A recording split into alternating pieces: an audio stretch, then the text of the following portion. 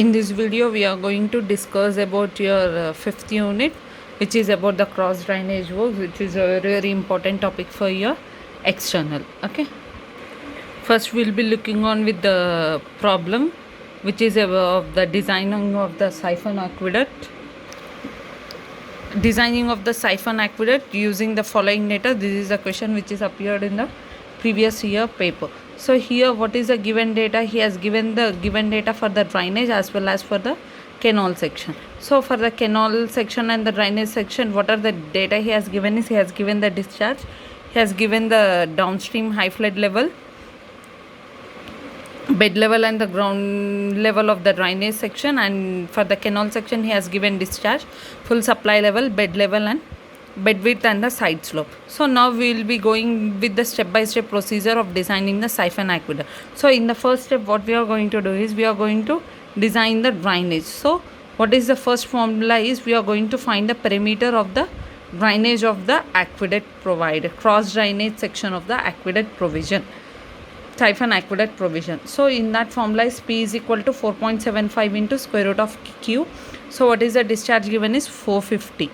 So 450 is, so what is the P value you will be getting is 100.76 meter. So here since it is 100.76 meter, so I am providing 10 spans which are of the 9 meter each width and width of 1 each, and we also need to provide the pier also for your span. So the pier which I am assuming it as 1.5 width for each span. So 10 into 9 plus 9 into 1.5, which is 103.5, which whatever the assumed data which is greater than 100.76, the perimeter which I got in the particular formula.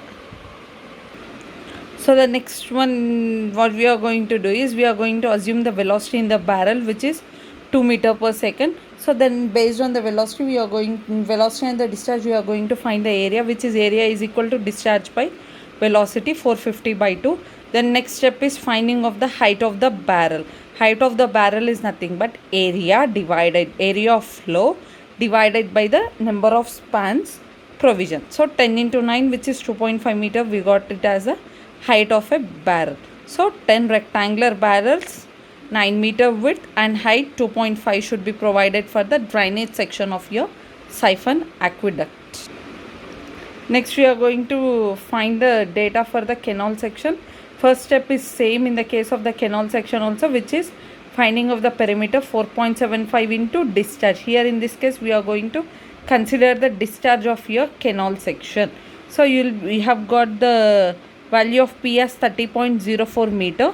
Then next one what we need to do is we need to find the flume width, which is bed width by 2. Bed width given in the question is 20 by 2. So what is the value you got? 5 meter. So I am dividing my canal into 3 compartments which are of 5 meter wide. Then intermediate wall thickness I am providing it as 0.3, outside 0.4 meter, and freeboard provision I am considering it as 0.4 meter. So then how to find the bottom level of the trough slab is 206.4 minus 0.4.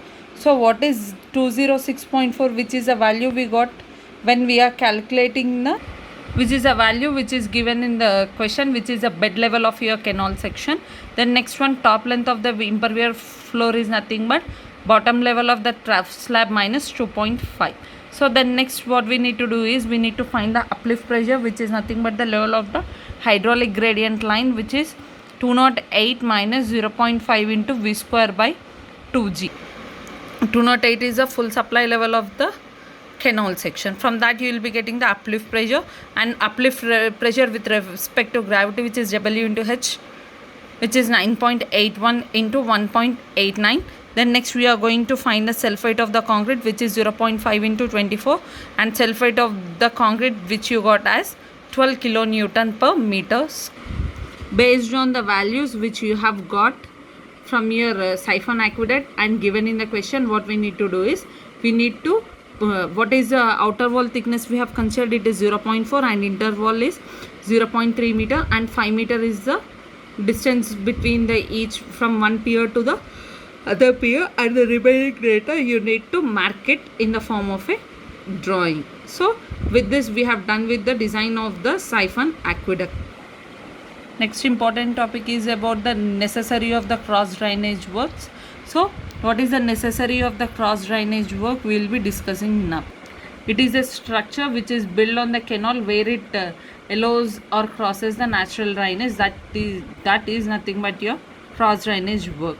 So what is the necessity of this is the cross drainage work is required to dispose the drainage so that canal supply will not be remain any interruption. So whenever the water is entering from the canal section, whenever the water is entering from the reservoir or the river section into the canal section, the discharge will be remain uninterrupted due to the provision of your cross drainage work. Then next important topic is about the difference between the aqueduct and the siphon aqueduct. So aqueduct is nothing but which is an artificial way or the channel constructed from one location to the other location, but siphon aqueduct is constructed only on a specific drainage area, and aqueduct is nothing but which is a distribution system transported too far away from the distribution point, and this siphon aqueduct cannot be distributed from too far distances. And aqueduct is nothing but pipes, canals, tunnels on the ditches, and siphon aqueduct is nothing but which is going to work in the absence of the atmospheric pressure under the siphon action. So that is nothing but your siphon aqueduct. This is the differences between siphon aqueduct and the aqueduct. The remaining important questions were available. Important questions of the 5th unit were available in the link which I have shared you already, which is unit 5 cross drainage works. With this we have done with the revision of your all the 5 units and the important questions for your external, and already in the unit wise I have discussed the previous question paper also. Now once again in this video I will be just posting your previous question paper for your reference, or it is also available in the group which I shared with you. This is the previous year question paper which I have shared with you, and we have solved almost all the problems and the topics, and I have given you for the assignment. So if you are having any of the doubts still in solving these problems from this previous paper, you can please post in the comment box so that I can help you in solving.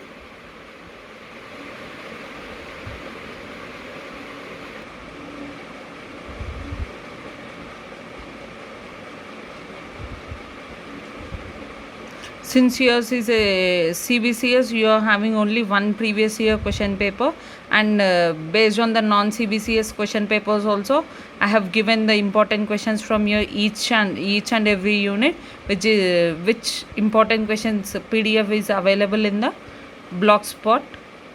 You can refer to that.